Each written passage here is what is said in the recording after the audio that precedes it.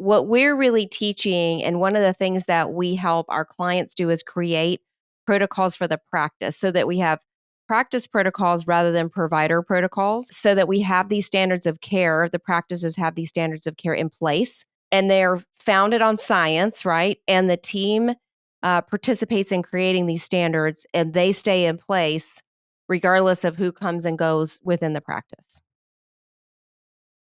This is Dental All Stars, where we bring you the best in dentistry on marketing, management, and training.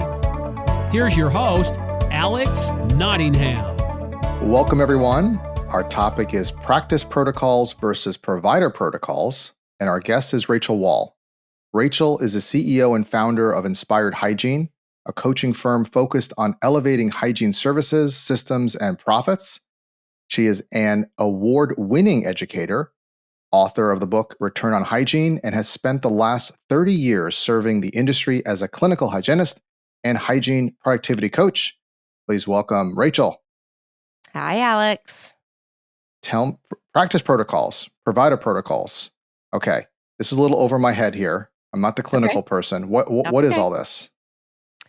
Okay, so in the last few years, right, a lot of dental practices we've seen have had change in team. And one of the things that we've heard from our clients, and really this is something that's happened for decades, is, man, we had a great perio protocol, and then our hygienist left, and now we have nothing. Or we had a protocol in place, and then we hired a new hygienist, and that hygienist came in and changed the protocol because there was a different way that he or she wanted to do things. So what we're really teaching, and one of the things that we help our clients do, is create protocols for the practice so that we have practice protocols rather than provider protocols, so that we have these standards of care. The practices have these standards of care in place, and they're founded on science, right? And the team participates in creating these standards, and they stay in place regardless of who comes and goes within the practice. Okay. Can tell me more. Okay. So these protocols are things, they can be anything from how we diagnose and treat periodontal disease. It could be what adjuncts we use with patients that have, periodontal disease. What we do during a periodontal maintenance. Do we use adult fluoride? When do we take blood pressure? So all of these are critical clinical pieces that keep the ball rolling and create that continuity of care for the patient and deliver that, level of outstanding care. But it is interesting, Alex, is sometimes they'll have a change in team member and all of a sudden none of those things are happening anymore. Okay. And often it takes the dentist a few months to recognize that. Yeah. So that's where really focusing on, hey, we're creating as a team these practice protocols and what we believe in clinically, and then those really staying in place. So, and then it becomes part of that onboarding process, right? For any new team members is, here are our standards, here are our practice protocols and systems. So what I'm thinking as an attorney, we have our standard of care, which is what we have to do so we don't get sued. Yeah. Then we have certain protocols or processes so that we create a great experience. So we can add on to the standard of care, and we have to make sure that those protocols are where they need to be. So I like to start like big picture and then kind of come down a little bit into this. So what's the outcome of a good, what does that look like to have great practice protocols? Well, it looks like everybody being on the same page, everyone on the team understanding the value of what it is that we're delivering. So if you have a practice and you have 3 hygienists, for example, what we see a lot when we work with our clients is there'll be varying thresholds for, let's use periodontal disease as an example, because that's kind of hygiene's, other than preventive care, it's our primary, therapeutic service, we'll say. So if you've got 3 hygienists and you have varying thresholds that each of those hygienists feel is the time to make the diagnosis with the doctor of periodontal disease and begin treatment. So that then if a patient sees Rachel one day and then they see Heather, the hygienist, another day, the patient can get really confusing messages if they're not hearing the same thing from both of them. So the big picture is having clinical protocols that are consistent with the vision and Mm, mission of the practice according to the practice owner. And then how do we as a team execute on those protocols so they support that vision and mission? And that involves everybody, not just clinicians. So certainly if I'm a hygienist and I have a patient that sits in my chair, I'm responsible for the data collection and, collaborating with the doctor to come up with the proper diagnosis. If I am a business team member or a treatment coordinator, then my responsibility is a little bit different, but it's just as great to take that treatment plan and then communicate to the patient or reinforce with the patient the value of that treatment that the hygienist had earlier communicated. And then, if I'm a dental assistant and the patient comes back, let's say, 3 months later for a restorative procedure and we see that we've recommended periotherapy and the patient has moved forward on that, what about a dental assistant saying, "Hey, I noticed this when you saw Rachel, um, I'm noticing some bleeding when we were doing this crown. Your gums are obviously inflamed and doctor and, Rachel had recommended this type of treatment. Tell me about that. Tell me about your thoughts on that. How can we help you move forward with that?" So, the ultimate goal is that those clear clinical processes and philosophies are in place, that they're written. And then when a new team member comes in, then the existing team is educating on, hey, here's how we do things here rather than a new hygienist coming in and there's no protocols in place, so they've got to do something, right? They have to create some type of framework for diagnosis and care. So they create it themselves, and then all of a sudden it becomes that provider's protocol, and they take ownership in it, right? Because they created that, but it might not line up with what the doctor has envisioned for the practice, and it might be completely different than the other clinicians. That's kind of the big picture look of why we should do this. I love big picture, and I like the vision and mission you were talking about. What are things, or what are practices doing wrong that you're seeing when it comes to standard of care and protocols? Yeah. What are some of the So common number mistakes? one, number one is not having anything written. So there might be something like, "Oh, yeah, we talked about that we were gonna start treatment when we see, bone loss and 5 millimeter pocket depths and bleeding," and then but they don't have anything in writing. Or the other thing is they have a star hygienist and, let's say their partner gets a job in another city and then they leave, and then all of a sudden the patients were receiving this really high level of care and being carefully monitored, if they're in periodontal maintenance, and then all of a sudden, unbeknownst to the patients, they're not receiving that same level of care because no one ever wrote down that protocol.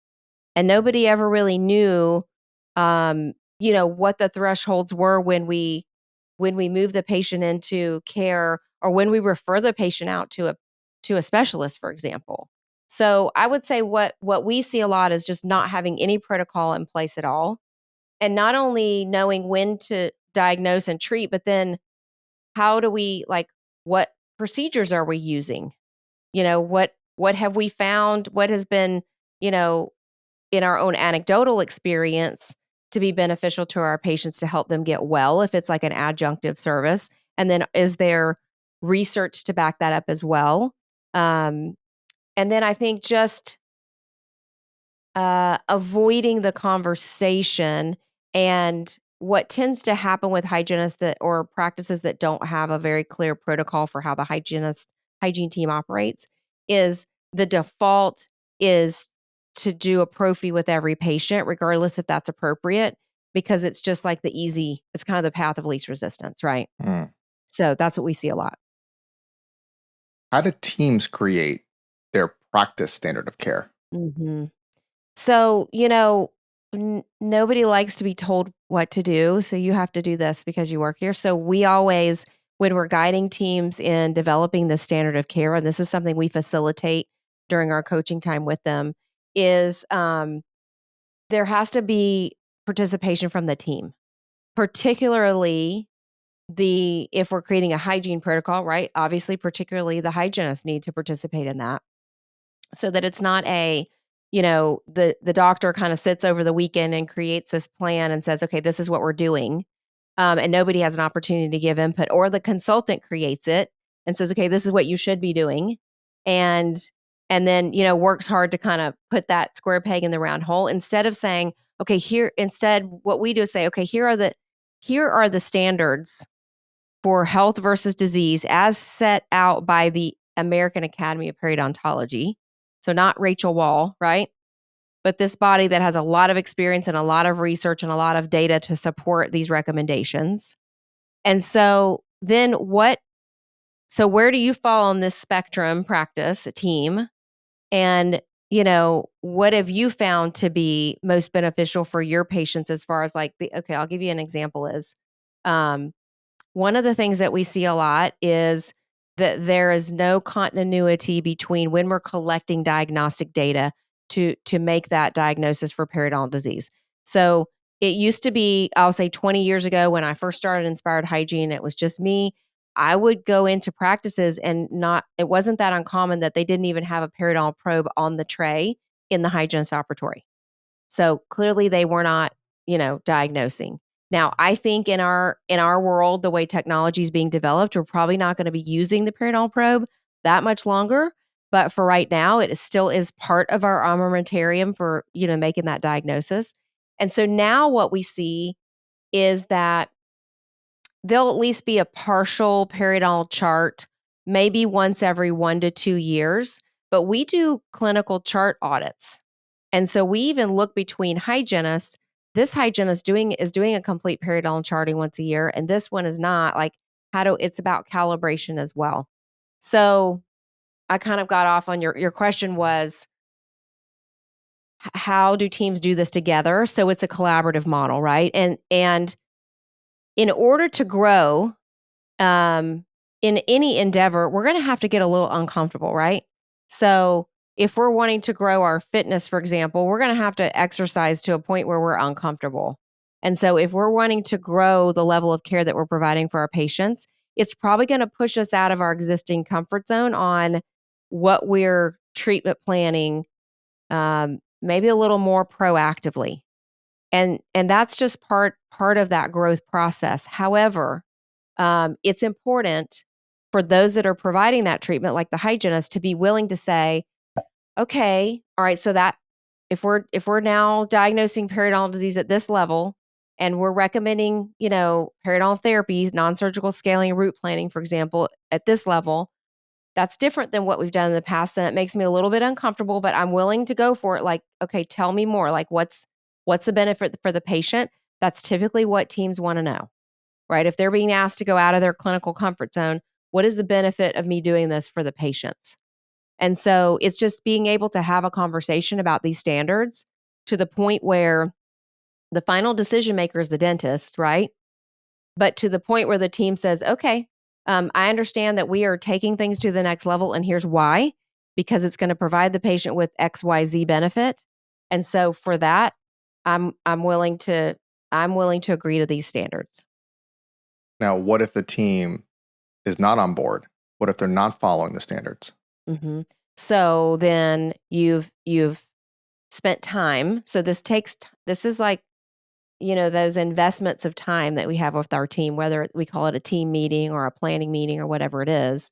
So I'm assuming in this instance, we've taken the time and the team has collaborated on that standard of care. You could even have them sign off on it in the guidebook for the hygiene department. And then what you're noticing as a dentist is you're going in and doing the exams, and all of a sudden, there's bleeding everywhere, and you're seeing that there's bone loss on the x-rays, but yet the hygienist says, okay, well, there was a little bit of bleeding. We're going to check it again next time, when you agreed that, hey, when we see this, we're going to stop and we're going to have a discussion on whether or not it's time to move the patient into therapy. So in that instance, it needs to be a conversation that happens with the dentist and the hygienist is, hey, so, here are our standards of care, bring those out, right? We work through all of this.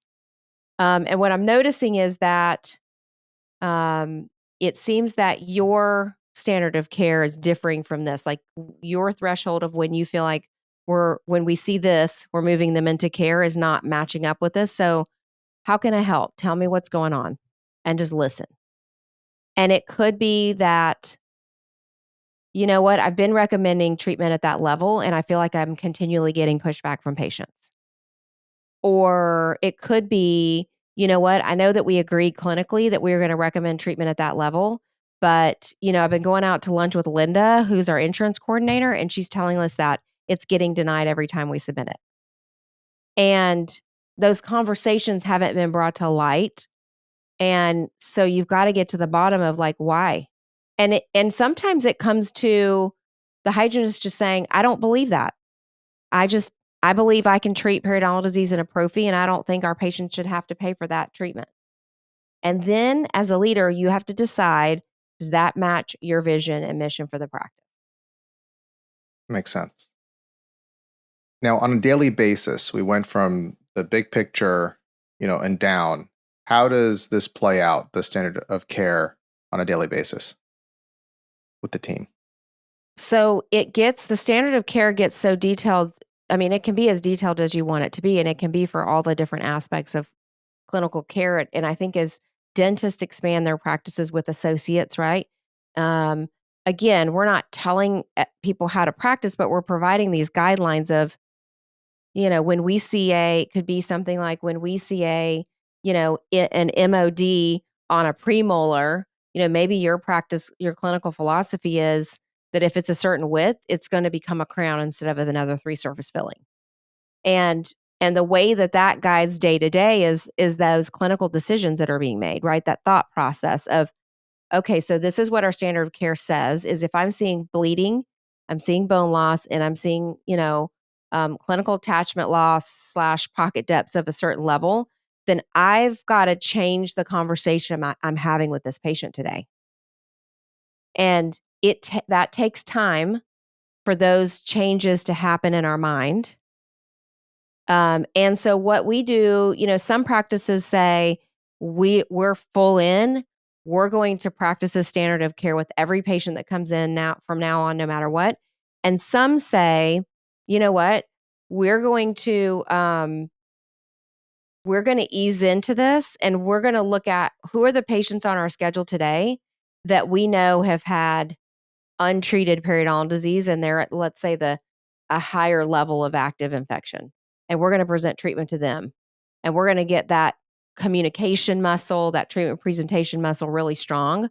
Then we're going to go to our patients maybe that have early periodontal disease, and then we're going to start presenting to them. So sometimes we have to kind of ease into the use of the standard of care, but really ultimately what it does is it can change our whole workflow. Now, I suggest if you're in a situation where you're like, okay, we're not taking blood pressure, we're not doing oral cancer exams, we're just in this rut where the patient sits in the chair. We say, have you had any changes in your health history? And then we start scaling in 5 minutes. And that's not uncommon. Mhm. And we really want to completely rework our whole hygiene workflow so that it's more health focused and we're doing, these diagnostics and we're really then it can't just turn on a dime in one day. So you might want to pick one thing, right? One of those standards of care. We're going to apply this for 60 days and get really good at it. And then we're going to Sure. add another one. So it might be we're going to start by taking blood pressure on every hygiene patient. And then when that's a habit and it's part of our workflow, then we're going to insert the intra and extra oral cancer screening. And then we're going to do that for 60 days and come back together. How's it going? Yeah, but it really guides all of our clinical decision making. Yeah, I like that idea of chunking it down little by You little, have to. demonstrating that you can do it, and then moving from there. Yeah. Well, Rachel, so you have some links for us that I can put in the show notes. What do you have for our listeners? Yeah, so I would say the guide that is, or the tool that's the best to really develop this is our standard of care worksheet. And so, I know you'll include the links, but everybody can go to inspiredhygiene.com/standard of care, and you're welcome to download that worksheet. use it as a guide, change it up, however you want to utilize that. Hopefully it will be a good starting point so you don't have to start that process from scratch. Excellent. Well, Rachel, thank you so much for being on our program again. That's inspiredhygiene.com. Remember to follow us on Apple Podcasts, Spotify, and YouTube. Get episodes as they are released. Share with your friends. And until next time, go out there and be an all-star. We hope you enjoyed this episode of Dental All-Stars. Visit us online at allstardentalacademy.com.